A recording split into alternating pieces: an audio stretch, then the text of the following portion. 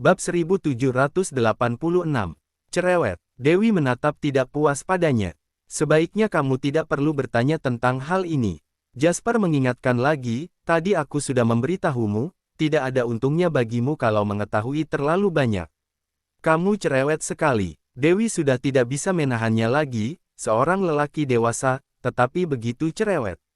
Aku juga tahu, tidak perlu kamu katakan, ujar Dewi berspekulasi. Dia memelihara begitu banyak hewan liar di halamannya, seharusnya dia ingin menjinakkan hewan-hewan itu dengan metode ilmiah. Dia memang hebat, kemampuannya luar biasa, bisa berpikir jernih, tapi dia hanya memiliki sedikit bakat dalam hal menjinakkan hewan ini, tidak banyak. Karena saat dia memanggil gerombolan serigala tadi, aku bisa melihat itu pertama kalinya dia mencobanya. Bagaimana kamu bisa tahu? Omong kosong. Dewi menatap kesal padanya lagi, aku dibesarkan oleh serigala. Dia langsung tertegun begitu selesai mengatakannya, ya, ternyata dia ingat bahwa dia dibesarkan oleh serigala. Meski amnesia, kadang ada beberapa ingatan bawah sadar yang mendadak muncul di pikirannya dan sebagian besar adalah nalurinya dari alam bawah sadarnya. Ternyata begitu. Jasper sangat terkejut, pantas saja kamu bisa berinteraksi dengan hewan. Tuan Dewi, kamu sangat hebat. Sonny menatap Dewi penuh kagum. Hehe, Dewi tersenyum ke arahnya, lalu bertanya pada Jasper lagi, tapi, saat dia memanggil gerombolan serigala, itu benar-benar terlalu berbahaya, bagaimana kalau tidak berhasil, bukankah dia bisa dihabisi? Kami juga merasa itu berbahaya. Jasper terlihat sedikit bersalah saat membahas ini, untung saja Tuan berhasil memanggilnya dan Jeff juga datang lebih awal. Kalau berharap aku dan Sonny keluar dari hutan dulu baru memberitahu lokasi, maka semuanya akan terlambat. Meski berbahaya, akhirnya tetap menang. Dewi tersenyum, saat seteru bertemu, yang beranilah yang menang. Kadang kemenangan ditentukan oleh keberanian. Dewi merasa kagum saat mengatakan ini, tapi, seharusnya dia sudah merencanakan semuanya dari awal. Benar, kami juga baru saja mengetahuinya. Tuan sengaja menyuruh Jeff memeriksa hal lain dengan tujuan agar mafia menurunkan kewaspadaan mereka. Jasper segera berhenti sebelum menyelesaikan kalimatnya, lalu berkata singkat, pokoknya Tuan sudah menyuruh Jeff mengumpulkan orang-orang dan mengikuti lokasi kita. Bukankah tidak ada sinyal di dalam hutan? Bagaimana Jeff bisa mengetahui posisi kita? Dewi sangat penasaran. Jeff tahu saat kita menaiki gunung, dia bergegas mengikuti dari sisi lain melalui jalan kecil, tapi saat kita memasuki hutan, dia memang kehilangan sinyal lokasi kita. Meski Tuan bilang ingin aku dan Sonny bergegas turun untuk memberikan sinyal pada Jeff, sebenarnya dia telah menggunakan cara lain untuk memberikan sinyal pada mereka sejak awal. Jasper menjelaskan dengan ringkas. Cara apa? Dewi sangat penasaran. Kamu tidak perlu tahu. Jasper tidak ingin wanita itu tahu terlalu banyak. Apa dia memasang alat pendeteksi di tubuh hewan? Tidak, hewan juga tidak meninggalkan hutan. Dewi berusaha sekuat tenaga memikirkannya, apa meletakkan di tubuh burung. Burung bisa terbang ke langit, bukankah bisa mendapatkan sinyal? Memangnya burung bisa terbang setinggi apa? Meski terbang sampai ke langit, tetap saja tidak ada sinyal, ujar Jasper sambil tertawa. Lalu, bagaimana caranya? Dewi sangat penasaran, sepertinya aku harus mempelajari kemampuan dan pengetahuan yang baru, tidak bisa menyelesaikan masalah dengan mengandalkan cara konvensional. Lebih baik kamu mengobati penyakit Tuan saja. Jasper mengingatkan dengan tegas, sudah tertunda begitu lama, sudah terjadi infeksi pada lukanya. Siapa yang menyuruh kalian mengusirku? Dewi melirik kesal padanya, tidak sadar diri. Ini, Jasper tidak mampu berkata apa-apa. Baiklah, aku akan mulai mengobatinya malam ini. Dewi juga ingin segera menyembuhkan pria itu, sekarang dia makin tertarik pada pria itu. Dia harus menemukan kesempatan untuk menanyakan bagaimana pria itu memberikan sinyal lokasi mereka. Bab 1787. Setelah kembali ke kastil keluarga Moore, Dewi segera menyiapkan obat herbal dan meminta petugas medis merebusnya agar Lorenzo bisa menggunakannya untuk berendam saat malam nanti. Kemudian, dia kembali ke kamar dan berendam air panas dengan nyaman, lalu dia pun tertidur setelah mengeringkan rambut dan mengobati lukanya. Dia memang orang seperti ini, bisa makan dan tidur tanpa memikirkan hal lainnya.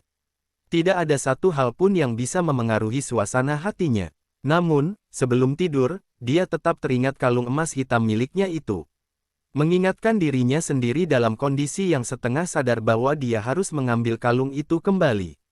Entah telah tertidur berapa lama, Dewi terbangun karena suara petir yang menggelegar di luar. Dia mengucek matanya, lalu membalikkan tubuh dan bersiap melanjutkan tidurnya, tetapi ada orang yang mengetuk dari luar. "Tabib Dewi, Anda sudah bangun?" "Belum," jawab Dewi yang sangat mengantuk. Pelayan wanita yang ada di luar itu langsung terkekeh. Jelas-jelas dia sudah menjawab, tapi malah mengatakan dirinya belum bangun. "Tabib Dewi, Tuan sudah kembali, Kak Jasper meminta Anda menyiapkan pengobatannya." Pelayan wanita itu kembali mengetuk pintu, "Merepotkan Anda." "Baiklah."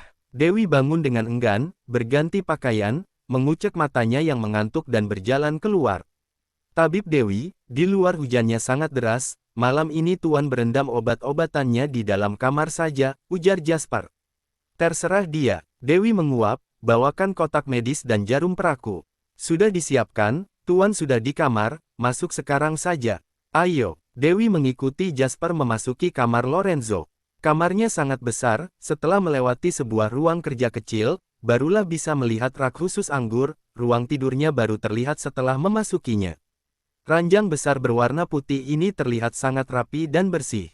Hanya ada sebuah jam beker dan sebuah buku kuno yang diletakkan di atas nakas, tidak ada apapun selain itu. Seluruh kamar itu memberi kesan sederhana dan rapi, seperti karakter pemiliknya yang luar biasa tenang. "Tuan sedang di kamar mandi, mohon tunggu sebentar." Jasper berjalan ke dekat kamar mandi, lalu mengetuk pintu sambil melaporkan dengan suara kecil, "Tuan, Tabib Dewi sudah datang." Setelah dijawab dengan suara rendah dari dalam, Jasper membuka pintu dengan hati-hati dan berkata pada Dewi, "Tabib Dewi, silakan. Bukankah kalian meminta tabib berpengalaman yang melakukan akupuntur dan aku hanya perlu arahkan dari samping?" Tanya Dewi penasaran, "Mana orangnya?" Tabib itu melarikan diri karena ketakutan disebabkan peperangan semalam. Jasper menjelaskan dengan suara rendah, "Malam ini Anda saja yang mengobati Tuan, setelah orangnya kembali, barulah menyuruhnya melakukan akupuntur." "Baik, tidak ada cara lain lagi." Ekspresi Dewi terlihat enggan, dia berjalan mendekat dengan ogah-ogahan. Lorenzo berbaring santai sambil memejamkan matanya di bak mandi yang berbentuk bulat itu, dia hanya melilitkan handuk untuk menutupi bagian bawah tubuhnya dan bagian atasnya dibiarkan begitu saja. Di dalam ruangan yang dipenuhi asap itu, tubuhnya yang seksi dan menarik makin menggoda, wajah tampannya tampak sedikit lelah, dahinya sedikit mengernyit seperti sedang memikirkan sesuatu. "Tuan, Tabib Dewi sudah datang." Jasper mengernyitkan alisnya saat memperhatikan ekspresi Dewi, sepertinya tebakannya tidak salah, wanita tomboy ini benar-benar mengincar ketampanan Tuan. Benar-benar tidak tahu diri, beraninya mengincar Tuan. Lorenzo menanggapi dengan samar, lalu membuka matanya perlahan dan menatap dingin ke arah Dewi, masih belum puas. "Kalau tidak diperhatikan, bagaimana bisa mengetahui kondisi penyakitmu?" Dewi bersikeras, "Duduklah, aku lihat luka di pinggangmu." Lorenzo mengernyitkan alisnya dan duduk dengan enggan. Dewi mendekatkan tubuhnya untuk melihat dan tidak bisa menahan diri untuk mengernyitkan alis, sudah bernanah, harus segera melakukan tindakan. "Apa?" Jasper langsung panik begitu mendengarnya, "Bukankah sebelumnya hanya perlu berendam obat-obatan dan diakupuntur? Apa kamu tidak lihat lukanya cukup parah sekarang?" Dewi menunjuk luka itu dan berkata dengan tegas, "Sebelumnya lukanya hanya sebesar telur ayam, sekarang sudah selebar telapak tangan, lukanya akan terus membesar kalau dibiarkan, toksin akan masuk ke tubuh dan memengaruhi organ dalam, tidak, mungkin saja sudah memengaruhi organ dalam." Bab 1788. Jasper langsung panik begitu mendengarnya, "Lalu, bagaimana?" "Ambilkan pisau," ujar Dewi mendesak. "Ini, gunakan ini." Lorenzo mengeluarkan belatinya yang berbentuk bulan sabit dan menyerahkan, "Obati sesuai prosedur, tidak perlu mengkhawatirkan apapun." Dia mengatakannya dengan santai, seperti yang akan dibuang dagingnya adalah orang lain dan bukan dirinya. "Aku akan menyiapkan obat anestesi," ujar Dewi sambil berdiri. "Tidak perlu." Lorenzo sedikit tidak sabar, "Selesaikan dengan cepat. Akan sangat sakit." Dewi mengingatkannya, "Aku harus memotong semua bagian yang membusuk ini." Cerewet. Lorenzo memejamkan matanya. "Baiklah, kamu yang mengatakannya." Dewi tidak berbicara lagi, dia duduk miring di tepi bak mandi dan mulai memotong daging busuk di luka Lorenzo dengan belati berbentuk bulan sabit itu. Jasper menatap dari samping dengan perasaan khawatir dan terenyuh. Dewi melihat Lorenzo sekilas, dia sedikit mengernyitkan alisnya tanpa mengeluarkan suara apapun, seperti tidak merasakan sakit. Darah kotor berwarna merah gelap mengalir keluar dan menetes perlahan ke dalam bak dan membuat ramuan obat berwarna coklat itu berubah menjadi semakin gelap. Aroma obat herbal yang awalnya merebak di kamar mandi, sekarang telah berganti dengan aroma amis yang menyengat. Dewi memotong daging busuk itu dengan sangat sigap, "Aku keluar dulu, kamu pakailah celanamu, lalu keluar, aku akan mengobati lukamu." Saat mengatakannya, dia langsung mencuci tangan dan keluar dari kamar mandi. "Tuan," Jasper bergegas menutup pintu, lalu memapa Lorenzo berdiri, "Anda tidak apa-apa." "Apa sakit?" "Tidak apa." Ekspresi Lorenzo terlihat tenang. Setelah keluar dari bak mandi, dia membersihkan ramuan obat dengan handuk, lalu memakai celana dan berjalan keluar. Lukanya terus mengeluarkan darah dan segera membuat celana tidurnya berubah menjadi warna merah. Duduk, Dewi sedang menyiapkan kain kasa dan obat. Lorenzo duduk di sofa sambil menyeka rambutnya dengan handuk. Jasper menuangkan segelas air untuknya, tetapi dia malah berkata, "Vodka, tambahkan es." "Ini, biarkan dia meminumnya." Dewi sedang mensterilkan jarum peraknya, "Nanti akan sangat sakit, minum sedikit anggur bisa meredakan rasa sakit." Jasper menuangkan segelas vodka untuk Lorenzo dan bertanya dengan perasaan tidak tenang, "Tabib Dewi, perlukah memberi tuan sedikit obat pereda sakit?" "Perlukah?" Dewi menatap ke arah Lorenzo. "Tidak perlu," ujar Lorenzo sambil meminum anggurnya. "Yang penting bisa menahannya." Dewi tersenyum, "Rasa sakit tadi tidak ada apa-apanya, setelah diobati nanti, akan semakin parah, kamu harus mempersiapkan dirimu." "Kenapa kamu begitu cerewet?" Lorenzo menatapnya dengan perasaan tidak senang. Dewi menaikkan alisnya dan tidak berbasa-basi lagi, dia mengambil kotak medisnya dan berjongkok di depan pria itu, lalu bersiap untuk memberi obat. "Aku akan mengoleskan obatnya, tahan sedikit." "Cerewet, Sebelum menyelesaikan perkataannya, sekujur tubuh Lorenzo langsung bergidik dan dia mengerang. Benar, wanita tomboy ini tidak berbicara omong kosong. Rasa sakit saat memotong daging itu tidak ada apa-apanya, sekarang barulah rasa sakit yang tidak tertahankan itu. Rasa sakit ini seperti ada sebuah bor yang menusuk jantungnya dengan mendadak hingga membuat sekujur tubuhnya meringkuk. Dia mengepalkan tangannya dengan kuat. Urat di pelipisnya mulai menonjol, matanya pun mulai memerah. "Tuan," Jasper panik, "Tabib Dewi, lebih pelanlah." "Itu mustahil." Dewi tidak tergerak sedikit pun karena dia telah terbiasa melihat hidup dan mati. Dia mengoleskan obat untuk Lorenzo dengan sigap, lalu mengambil gulungan kain kasa dan membungkus luka itu. Karena luka itu sedikit besar, kain kasa itu harus dililitkan di pinggang dan dia harus berjongkok di depan pria itu, lalu melilitkannya dengan kedua tangan satu putaran demi satu putaran. Lorenzo sangat tidak terbiasa ada seorang wanita yang begitu dekat dengannya, dia mengernyitkan alisnya dengan tubuhnya yang kaku dan tegang. Meski masih merasakan rasa sakit itu, matanya tetap mengawasi wanita itu untuk mencegah wanita itu berbuat tidak senonoh padanya. Bab 1789.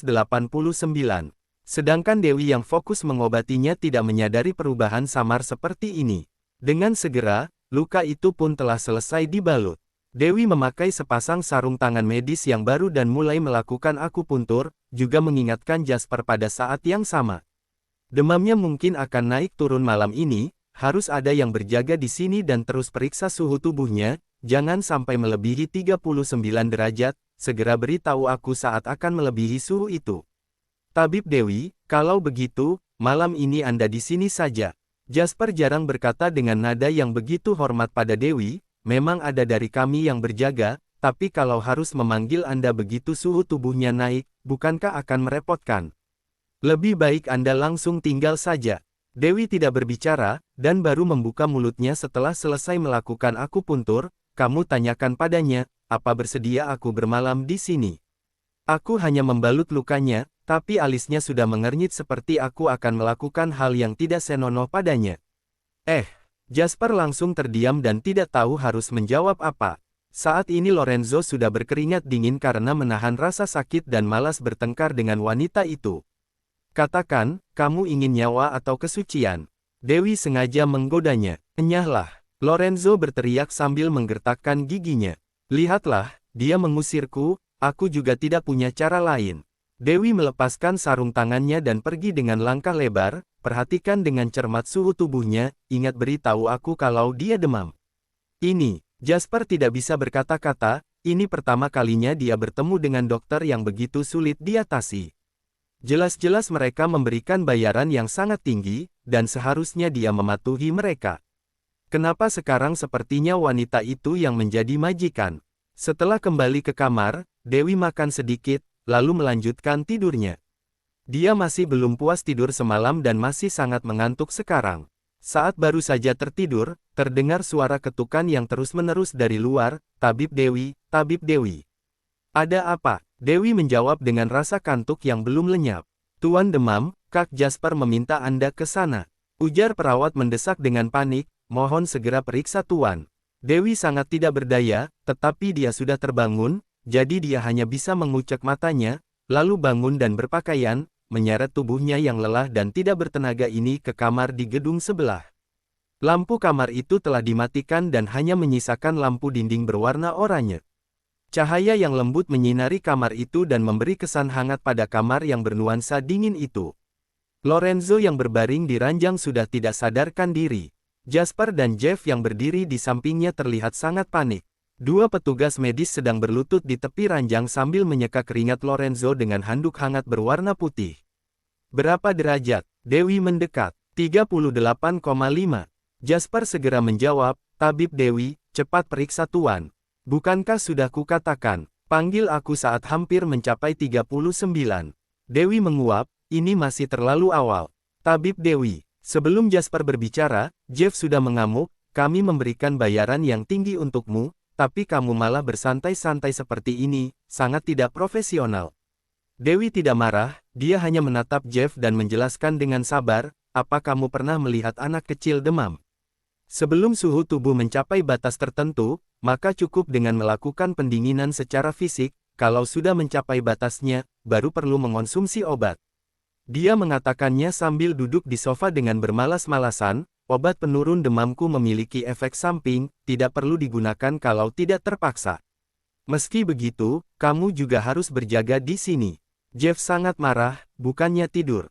"Sudahlah Jeff." Jasper segera menyela perkataannya, dan mulai menengahi, "Tabib Dewi, mungkin kamu tidak tahu identitas Tuan, keselamatannya bisa memengaruhi takdir sebuah keluarga besar dan sebuah grup perusahaan, tidak boleh ada hal apapun yang terjadi padanya. Ini tidak berkaitan dengan identitasnya." Dewi mengernyitkan alis, "Meski dia orang biasa, sebagai dokter, aku juga akan berusaha menyelamatkannya." "Tapi, sudahlah." Dewi menyela mereka dan tidak ingin berbicara lebih banyak lagi dengan mereka, "Aku akan berjaga di sini, kalian keluar saja." Bab 1790. Mana bisa begini? Kami akan berjaga di ruang kerja, panggil kami kapan saja kalau terjadi sesuatu. Jeff sangat lugas dan tidak bisa berbelit-belit, sedangkan Jasper lebih bisa berbasa-basi. Tentu saja mereka tidak tenang membiarkan Dewi seorang diri di kamar, bagaimanapun, keselamatan Lorenzo jauh lebih penting dari hidup mereka. Sedangkan identitas Dewi masih tidak bisa dipastikan hingga saat ini. Mungkin saja dia memiliki niat tersembunyi. Tapi, Jasper tahu Dewi tidak bisa dihadapi secara keras dan terang-terangan, karena itu, dia menggunakan cara ini.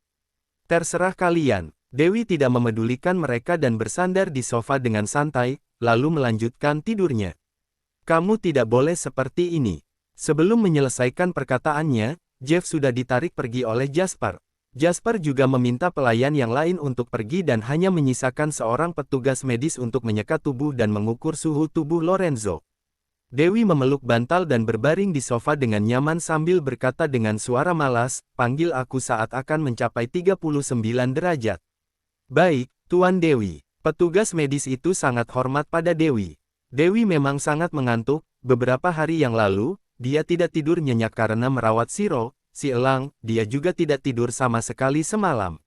Sekarang dia hanya ingin tidur. Perawat itu terus berjaga di sisi ranjang sambil terus menyeka handuk basah untuk menurunkan panas dan memeriksa suhu tubuh Lorenzo setiap setengah jam sekali. Di ruang kerja, Jeff menatap tegang melalui pembatas ruangan yang berukiran bunga, wajahnya memerah karena panik saat melihat Dewi tidak bereaksi apapun. Duduklah, jangan mondar-mandir. Jasper lebih tenang, Kelly sudah memberikan isyarat tangan. Masih belum mencapai 39 derajat, ini menandakan situasinya tidak terlalu parah, kita tunggulah dengan tenang.